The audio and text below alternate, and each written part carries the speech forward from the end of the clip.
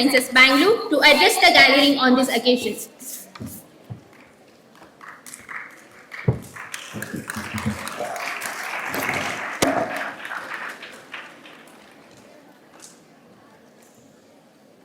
ಎಲ್ಲರಿಗೂ ನಮಸ್ಕಾರ. Good afternoon. Respected Chief Guest of today's program, Sri Suresh Eblikar, the Dean, College of Agriculture, GKVK, Dr. Prakash, Professor in Department of Soil Science, the faculty, officers of the university, and my dear students from different schools. I am happy that we have a huge gathering here for this World Soil Day, and also the keen interest that you have shown for participation is also well appreciated. But unfortunately, in the beginning, I was a little bit worried whether the students are really interested in understanding what is this program and whether it is required and essential for the students to know what is soil is, or how it plays a vital role in their lifetime, or does it require a measurement, monitoring and management. The way the students behaving in the beginning, it was a little bit really annoyed me, thinking that probably this program, the organizers have misconceived by inviting the students for this program. Anyway, later part, at least the student started listening.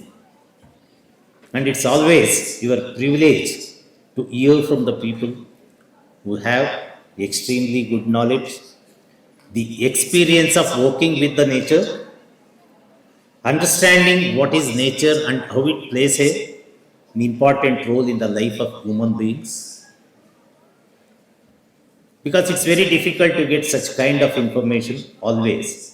Whatever that you read in the textbook, it may be very limited. But a person like Suresh Eblikar, who has volunteered to work in the field of environment, the conservation of natural resources, the amount of struggle he made to conserve these natural resources for the benefit of whom? For the future generation. But in spite of it, somewhere we feel always the true concerned people are neglected or sidelined by the society. ಇಷ್ಟೆಲ್ಲ ಮಾಡ್ತಾ ಇದ್ರು ನಾನು that's what I was telling in. ಈಗ ಅವ್ರ ಜೊತೆ ಕೂತ್ಕೊಂಡು ಮಾತಾಡ್ತಾ ಇದ್ದೆ, ನನ್ನ ರೂಮಿಗೆ ಬಂದಾಗಲೂ ಮಾತಾಡ್ತಾ ಇದ್ದೆ. ಮಣ್ಣಿನ ಜೊತೆನೇ ಬೆಳೆದಿದ್ದೀವಿ. ನಮಗೆಲ್ಲ ಗೊತ್ತಿರೋದು, ಎಲ್ಲರೂ ಮುಂಚೆ ನಾವು ಸಣ್ಣ ಮಕ್ಕಳಾದಾಗ ನಮ್ಗೆ ಹೇಳ್ಕೊಡ್ತಾ ಇದ್ದಿದ್ದು ತಾಯಿ ಋಣ ತೀರಿಸ್ಬೇಕು.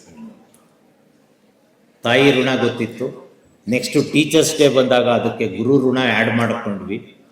ಬಟ್ ಆದರೆ ಇವತ್ತು ಇನ್ನೂ ಒಂದು ಆ್ಯಡ್ ಮಾಡ್ಕೊಳ್ಳೋ ಅವಶ್ಯಕತೆ ಇದೆ. ನಾವೆಲ್ಲರೂ ಮಣ್ಣಿನ ಋಣವನ್ನೇ ತೀರಿಸ್ಬೇಕಾಗುತ್ತೆ. ಆ ಮಣ್ಣಿಲ್ಲದ ಜೀವನವನ್ನು ಯಾರಾದರೂ ಊಹೆ ಮಾಡಿಕೊಳ್ಳಿ. ಮಣ್ಣೇ ಇಲ್ಲ ಅಂದರೆ ಅದಕ್ಕೆ ನಾವು ಸ್ವಲ್ಪ ಒಂದು ಹೆಜ್ಜೆ ಮುಂದೆ ಹೋಗಿ ಮಣ್ಣು ಇಲ್ಲದಂಗೆ ಆಗೋಗ್ಬೋದು ಒಂದಿನ ಈ ಭೂಮಿ ಮೇಲೆ ಅನ್ನೋ ಕಾರಣಕ್ಕೆ ಹೈಡ್ರೋಫೋನಿಕ್ಸ್ ಅಂತ ಸ್ಟಾರ್ಟ್ ಮಾಡ್ಬಿಟ್ಟಿದ್ವಿ. ಮಣ್ಣು ರಹಿತ ಕೃಷಿ, ಮಣ್ಣಿಲ್ದಂಗೆ ಬೆಳೆಯುವಂಥದ್ದು ಹೆಂಗೆ ಅನ್ನೋದನ್ನು ಎಕ್ಸ್ಪರಿಮೆಂಟ್ ಮಾಡ್ತಾ ಇದ್ದೀವಿ. ಯಾಕೆಂದರೆ ನಮಗೆಲ್ಲ ಭಯ ಆಗಿದೆ, ಯಾವತ್ತೋ ಒಂದಿನ ಈ ಮಣ್ಣು ನಮ್ಮಿಂದ ದೂರ ಆಗ್ಬಿಡುತ್ತೆ, ನಮ್ಮ ಅವಶ್ಯಕತೆಗಳಿಗೆ, ಈ ಭೂಮಿಯ ಅವಶ್ಯಕತೆಗೆ ಮಣ್ಣು ಸಿಗಲ್ಲ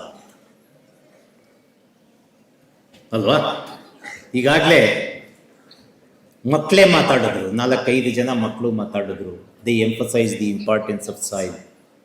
ನಾವು ಏನಕ್ಕೆ ಅದನ್ನು ಪ್ರೊಟೆಕ್ಟ್ ಮಾಡಬೇಕು, ಏನಕ್ಕೆ ಅದನ್ನು ಪುನಶ್ಚೇತನಗೊಳಿಸಬೇಕು, ಅದು ಮಾಡದೇ ಹೋದರೆ ಮುಂದಿನ ದಿನಗಳು ಎಷ್ಟು ಭೀಕರವಾಗಿ ಪರಿಣಾಮ ಆಗುತ್ತೆ. ಇಫ್ ಯು ಜಸ್ಟ್ ಥಿಂಕ್, ಸ್ವಲ್ಪ ಆಲೋಚನೆ ಮಾಡಿ ನೋಡಿ, ಈ ಮಣ್ಣನ್ನು ಉಳಿಸಿ ಅಂತ ಹೇಳುವಂಥ ಪರಿಸ್ಥಿತಿ ಈ ಮನುಷ್ಯನಿಗೆ ಏನಕ್ಕೆ ಬರ್ತಾ ಇದೆ? ನಾನು ಅಂದ್ಕೊಂಡಿರೋದು ಇಟ್ ಈಸ್ ಮನುಷ್ಯನ ಗ್ರೀಡಿನೆಸ್, ಮನುಷ್ಯನ ದುರಾಸೆ ಮಣ್ಣಿನ ಮೇಲೆ ನಡೀತಾ ಇರುವಂತ ದುರಾಚಾರಕ್ಕೆ ಕಾರಣ.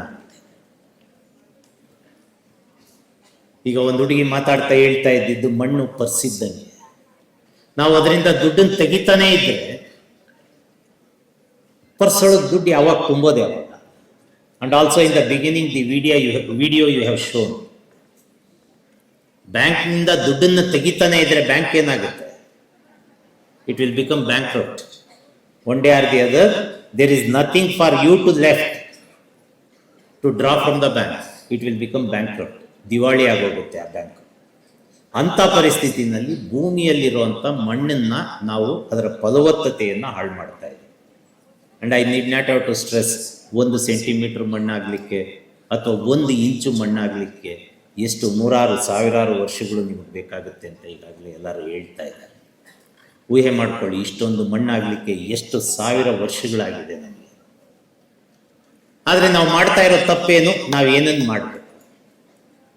Already some of the things have been presented before you. ಮೊದಲನೇದು, ಮಣ್ಣಿನ ಫಲವತ್ತತೆಯನ್ನು ಕಳೆಯುವಂಥ ಕೆಲಸವನ್ನು ನಿಲ್ಲಿಸಬೇಕು. ಅಂದರೆ ಈಗ ನಿಮಗೆ ಗೊತ್ತಿದೆ, ಮನುಷ್ಯನಿಗೆ 95% ಆಹಾರ ಮೂಲ ಸಸ್ಯಗಳು. ಪ್ರತಿಯೊಬ್ಬ ಪ್ರಾಣಿ ಸಂಕುಲ ಇನ್ಕ್ಲೂಡಿಂಗ್ ಮನುಷ್ಯನಿಗೆ 95% ಆಹಾರ ಮೂಲ. ನಿಮಗೆ ಬರೋದು ಆಹಾರ ಮಣ್ಣಿನಿಂದ. ಮನುಷ್ಯನಿಗೆ ಬೇಕಾಗಿರುವಂಥ 18 ಪೋಷಕಾಂಶಗಳಲ್ಲಿ 15 ಪೋಷಕಾಂಶಗಳು ಸಿಗೋದು ಸಸ್ಯಗಳಿಂದ. ಆದರೆ ಅದೆಲ್ಲ ಎಲ್ಲಿದರಿಂದ ಬರ್ತಾ ಇದೆ ಸಸ್ಯಗಳಿಗೆ? From where it is getting it? It is from the soil as a source. ಮಣ್ಣಿನಿಂದನೇ ಈ ಗಿಡಗಳಿಗೆ ಬೇಕಾಗಿರುವಂಥ ಪೋಷಕಾಂಶಗಳು ಬರಬೇಕಾಗಿದೆ. ಅಂದರೆ ಸಸ್ಯಗಳು ಮಣ್ಣಿನಲ್ಲಿರುವಂಥ ಪೋಷಕಾಂಶಗಳನ್ನು ಹೀರ್ಕೋಬೇಕಾಗತ್ತೆ. ನಿಮಗೆ ಗೊತ್ತಿದೆ how plant system works. Root ಏನು ಮಾಡುತ್ತೆ, ಕಾಂಡ ಏನು ಮಾಡುತ್ತೆ, ಎಲೆ ಏನು ಮಾಡುತ್ತೆ, how photosynthesis happens and what are its roles, responsibilities. ಆ ಪೋಷಕಾಂಶಗಳನ್ನ ಹೀರ್ಕೊಳ್ಳೋದು ಮಣ್ಣಿಂದ. ಈಗ ಮಾತಾಡ್ತಾ ಹೇಳ್ತಾ ಇದ್ವಿ, ಕಬ್ಬನ್ನ 40 ವರ್ಷಗಳಿಂದ 50 ವರ್ಷಗಳಿಂದ ಒಂದೇ ಜಾಗದಲ್ಲಿ ಬೆಳೀತಾ ಇದ್ದೀವಿ. ಅದಕ್ಕೆ ಬೇಕಾದಂಥ ನೀರನ್ನ ಕೊಡ್ತಾ ಇದ್ದೀವಿ. ಆ ಮಣ್ಣಿನಿಂದ ಕಬ್ಬಿಗೆ ಬೇಕಾದಂಥ ಪೋಷಕಾಂಶಗಳನ್ನ ಅದು ಹೀರ್ಕೊಳ್ತಾ ಇದೆ. ಆದರೆ ಮಣ್ಣಿಗೆ ನಾವು ಪೋಷಕಾಂಶಗಳನ್ನ ಮತ್ತೆ ಸೇರಿಸ್ತಾ ಇಲ್ಲ. ಅಂದರೆ already we set the monocropping has affected the soil fertility. ಬೆಳೆದಂಥ ಬೆಳೆನೇ ಪ್ರತಿ ವರ್ಷ ಆ ಬೆಳೆಯನ್ನೇ ಬೆಳೀತಾ ಇದ್ರೆ ಮಣ್ಣಿನಲ್ಲಿರುವಂಥ ಪೋಷಕಾಂಶಗಳು ಹೊರಟೋಗ್ತಾ ಇದೆ. ಅದಕ್ಕೆ ಸಿಂಪಲ್ ಏನಿದೆ? We have alternatives. ಅದಕ್ಕೆ ಬೇಕಾದಂಥ ಬೆಳೆ ಪರಿವರ್ತನೆ ಮಾಡಿ. You go for crop rotation. If you are growing cereals, then you switch over to for another season you switch over to pulses. ಆ ದ್ವಿದಳ ಧಾನ್ಯದ ಬೆಳೆಗಳನ್ನು ಬೆಳೆಯೋದ್ರಿಂದ ಏನು ಅನುಕೂಲ ಅಂತ ಮಾತಾಡ್ತಾ ಇದೆ. The pulses will fix the atmospheric nitrogen into the soil. ಮಣ್ಣಿನಲ್ಲಿ ಸಾರಜನಕವನ್ನ, ವಾತಾವರಣದಲ್ಲಿರುವಂಥ ಸಾರಜನಕವನ್ನ ಮಣ್ಣಿನಲ್ಲಿ ಸೇರಿಸುತ್ತೆ. ಇದೆಲ್ಲದರ ಜೊತೆಗೆ 1965 ನಮ್ಮಲ್ಲಿ, you all know the students of the high school, probably you might have read about the green revolution, where doctor Swaminathan was pioneering in doing research on all these things and releasing the yielding varieties. ಹೆಚ್ಚು ಇಳುವರಿ ಕೊಡುವಂಥ ತಳಿಗಳನ್ನು ಬೆಳಿಲಿಕ್ಕೆ ಪ್ರಾರಂಭ ಮಾಡಿದ್ವಿ. What are it's characters? These yielding varieties were responsive to the fertilizers. ಗೊಬ್ಬರಗಳನ್ನು ಕೊಟ್ಟರೆ ಹೆಚ್ಚು ಇಳುವರಿಯನ್ನು ಕೊಡುತ್ತೆ ಅದು ಅನ್ನುವಂಥ ತಳಿಗಳನ್ನು ಬಿಡುಗಡೆ ಮಾಡಿದ್ವಿ. And once we have released these yielding varieties which are more responsive to the fertilizers, naturally or obviously they became susceptible for pests and diseases. ಕೀಟ ಮತ್ತು ರೋಗಗಳ ಬಾಧೆಗೆ ತುತ್ತಾಗಕ್ಕೆ ಪ್ರಾರಂಭ ಆಗ್ಬಿಡ್ತು ಈ ವೆರೈಟೀಸ್ಗಳು. ಅದನ್ನ ತಡಿಬೇಕಾಗಿ ಬಂತು. ಅಂದರೆ 1965ಕ್ಕಿಂತ ಮುಂಚೆ ಭೂಮಿಯ ಫಲವತ್ತತೆಯನ್ನು ಅಳಿಲಿಕ್ಕೆ ಸಾಧನ ಆದಂಥ ಸಾವಯವ ಇಂಗಾಲ, the soil organic carbon level was between 0.7 to 1 ಇತ್ತು. But unfortunately, in the name of increasing the production, making this country self-sufficient in food grain production or to overcome the hunger. ನಾವು ಕೆಮಿಕಲ್ ಫರ್ಟಿಲೈಸರ್ಸ್ನ ಬಳಸಕ್ಕೆ ಹೇಳಿದ್ವಿ, but the people started indiscriminately and made the soil an infertile soil. ಅವಾಗ ಆಗಿದ್ದೇ ಪರಿಣಾಮ ಸಾವಯವ ಇಂಗಾಲ ಭೂಮಿನಲ್ಲಿ ಇವತ್ತು 0.3 0.4 ಬಂದಿಳಿದ್ಬಿಟ್ಟಿದೆ. So that means to say drastically the soil is losing its fertility, which will make impossible in the subsequent years to grow any kind of crops on these soils. You just imagine, ಯಾವುದಾದ್ರೂ ಬೆಳೆಯನ್ನ ನಾವು ಬೆಳಿಲಿಕ್ಕೆ ಸಾಧ್ಯ ಆಗದೆ ಹೋದ್ರೆ ಮಣ್ಣಿನಲ್ಲಿ, ಆ ಬೆಳೆಗಳು ನಮಗೆ ಸಿಗದೆ ಹೋದ್ರೆ, ಆಹಾರ ಪದಾರ್ಥಗಳು, ಭೂಮಿ ಮೇಲೆ ವಾಸ ಮಾಡುವಂತ ಮನುಷ್ಯರ ಜೀವನ ಎಷ್ಟು ದುಸ್ಥಿತಿಗೆ ತಲುಪುತ್ತೆ ಅನ್ನೋದನ್ನ ನೀವು ನೋಡ್ಕೋಬೇಕಾಗುತ್ತೆ. ಆಮೇಲೆ ಎಷ್ಟೋ ಜನಕ್ಕೆ ಈಗ ನಮಗೆ ಗೊತ್ತಿದೆ, ಇಡನ್ ಹಂಗರ್ ಅಂತ ಹೇಳ್ತಾ ಇದ್ದೀವಿ. ಅಂದ್ರೆ ನನಗೆ ಬೇಕಾದಂತ ಸೂಕ್ಷ್ಮ ಪೋಷಕಾಂಶಗಳು ನನ್ನ ಬಾಡಿಗೆ ದೊರೀತಾನೇ ಇರಲ್ಲ, but that might not have exhibited openly. ಅದು ನನ್ನಲ್ಲಿ ಹಸಿವು ತುಂಬಿದೆ, but I am not nutritionally secured. ನನಗೆ ಫುಡ್ ಸೆಕ್ಯೂರಿಟಿ ಸಿಗ್ತಾ ಇದೆ, but the required nutritional security is not available to the individuals. ಅದರ ಪರಿಣಾಮನೇ ನೀವು ನೋಡ್ತಾ ಇರೋದು ಇವತ್ತು ಹಳ್ಳಿಗಳಲ್ಲಿ, ಜಿಲ್ಲಾ ಮಟ್ಟದಲ್ಲಿ, ಮತ್ತೆ ನಿಮ್ಮ ಎಲ್ಲ ಎಕ್ಸ್ಟೆನ್ಷನ್ಗಳಲ್ಲಿ ಬರ್ತಾ ಇರುವಂತ ನರ್ಸಿಂಗ್ ಹೋಮ್ಗಳು, ಹಾಸ್ಪಿಟಲ್ಸು. ಇದಕ್ಕೆ ಕಾರಣ the nutritional mall nutrition of the individuals. ಇವತ್ತು ಮಕ್ಕಳಲ್ಲಿ ಐರನ್ ಡೆಫಿಷಿಯನ್ಸಿ ಇದೆ. 40 ದಾಟದಂತ ವಯಸ್ಕರಲ್ಲಿ ಕ್ಯಾಲ್ಸಿಯಂ ಡೆಫಿಷಿಯನ್ಸಿ ಬರ್ತಾ ಇದೆ. ಹಾಗಾಗಿ ನೀವು ಇವತ್ತು ಟಿವಿನಲ್ಲಿ ಅಡ್ವರ್ಟೈಸ್ಮೆಂಟ್ ನೋಡಿದ್ರೆ ಮೊಣಕಾಲು ರಿಪ್ಲೇಸ್ಮೆಂಟ್ ಅದು. At the age of 40-45 people are suffering from this and they need a medical intervention. It's all because of the nutritional deficiency in the human beings. ಇದನ್ನೆಲ್ಲ ಮಾಡಬೇಕು ಅಂದ್ರೆ ಒಂದೇ ಮೂಲ ಮಂತ್ರ ಏನಿದೆ ಅಂದ್ರೆ, ಮಣ್ಣಿನ ಆರೋಗ್ಯವನ್ನು ಕಾಪಾಡಿ ಅಂತ ಸತ್ವಯುತವಾದಂತ ಫರ್ಟೈಲ್ ಸಾಯಿಲ್ ನಲ್ಲಿ ಬೆಳೆಗಳನ್ನ ಬೆಳಿಲಿಕ್ಕೆ ಪ್ರಾರಂಭ ಮಾಡಿ, ಆ ಬೆಳೆಗಳ ಮೂಲಕ ನಿಮಗೆ ಬೇಕಾದಂತ ಪೋಷಕಾಂಶಗಳು ನಿಮಗೆ ದೊರೆಯುತ್ತೆ. ಮುಂದಿನ ದಿನಗಳಲ್ಲಿ ಆರೋಗ್ಯವಂತರಾಗೂ ಇರ್ತೀವಿ. ಅಂದ್ರೆ ಆರೋಗ್ಯವಂತ ಸಮಾಜವನ್ನ ನಿರ್ಮಾಣ ಮಾಡಬೇಕು ಅಂದ್ರೆ, to make the society more clean and healthier, there is no other go except to protect your soil, to manage your soil and reload them with the required nutrients. Use it very judiciously. See that the people are also be healthy in the subsequent years. ಆ ಕಾರಣಗಳಿಂದ ಇವತ್ತು ಮಾಡ್ತಾ ಇರುವಂತ ಈ ಕಾರ್ಯಕ್ರಮ, ಹೊರಗಡೆ ಮಕ್ಕಳು ಮಾಡಿರುವಂತ ಸುಮಾರು ಪೋಸ್ಟರ್ಸ್ಗಳನ್ನ ನೋಡ್ಕೊಂಡು ಬಂದ್ವಿ. ಅದರಲ್ಲಿ ಅವ್ರದೇ ಆದಂತ ಕ್ರಿಯೇಟಿವಿಟಿ ಕಾಣ್ತಾ ಇದೆ. ಅವ್ರು ಕೊಟ್ಟಿರುವಂತ ಸ್ಲೋಗನ್ಸ್ಗಳು ಬಹಳ ತಕ್ಷಣ ನಮ್ಮನ್ನು ಜಾಗರೂಕರನ್ನಾಗಿ ಮಾಡುವಂತ ಪ್ರಯತ್ನವನ್ನ ಮಾಡ್ತಾ ಇದೆ. It's a well thought decisions of the children to write those posters. ಆ ಪೋಸ್ಟರ್ಸ್ನ ಮಾಡಿರುವಂತ ಮಕ್ಕಳಿಗೆ ನಾನು ಕೃಷಿ ವಿಶ್ವವಿದ್ಯಾನಿಲಯದ ಪರವಾಗಿ ಅಭಿನಂದನೆಗಳನ್ನು ಹೇಳ್ತಾ ಇದ್ದೀನಿ. ಮತ್ತೆ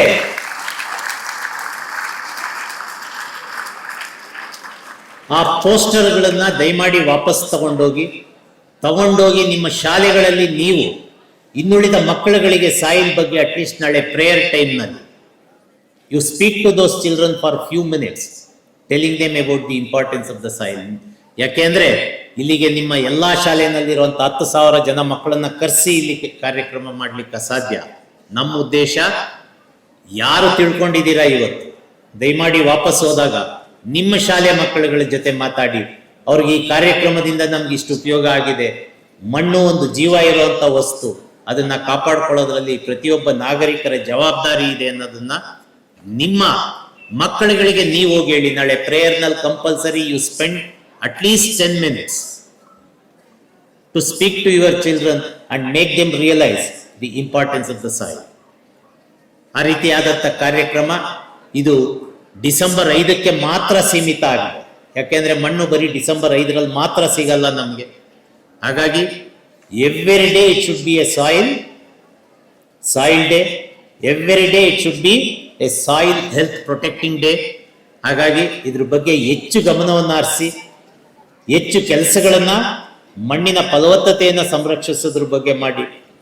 ಜೊತೆಗೆ ಡಾಕ್ಟರ್ ಸುರೇಶ್ ಹೆಬ್ಳಿಕರ್ ಅವರು ಹೇಳ್ತಾ ಇದ್ರು, ಅವರು ಎನ್ವಿರಾನ್ಮೆಂಟಲಿಸ್ಟ್ ಆದ್ರಿಂದ, ಪರಿಸರವಾದಿ ಆದ್ರಿಂದ ಅವರು ಬರೀ ಮಣ್ಣು ಒಂದ್ರ ಬಗ್ಗೆನೇ ಹೇಳಲಿಲ್ಲ. ಅವರು ಈ ತರ ನೈಸರ್ಗಿಕ ಸಂಪನ್ಮೂಲಗಳನ್ನ, ವಾಯು ಮಾಲಿನ್ಯ ಇವತ್ತು ನಿಮಗೆ ಡೆಲ್ಲಿನಲ್ಲಿ ನೋಡ್ತಾ ಇದ್ದೀರಾ, ಅಲ್ಲಿ ತರ್ತಾ ಇರುವಂತ ಎಲ್ಲ ಮೆಷರ್ಸು ಆ ವಾಯು ಮಾಲಿನ್ಯವನ್ನ ಹೊರಗೆ ತರಕ್ಕಾಗ್ತಾ ಇಲ್ಲ. ಎಷ್ಟೋ ಜನಗಳಿಗೆ ಉಸಿರಾಟದ ತೊಂದರೆಯಾಗಿ ಆಸ್ಪತ್ರೆಗಳಿಗೆ ಸೇರ್ತಾ ಇದ್ದಾರೆ.